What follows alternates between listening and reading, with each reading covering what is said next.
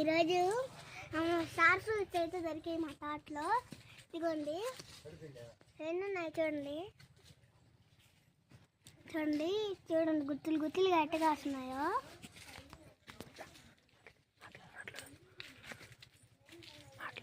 చూడండి ఎన్ని ఉన్నాయో, చాలా ఉన్నాయన్నమాట. అది గోండాడా చూసారా? ఇక్కడైతే స్టార్ ఫ్రూట్స్ కోసడానికి అయితే వచ్చాము. చాలా ఉన్నాయన్నమాట ఇక్కడ.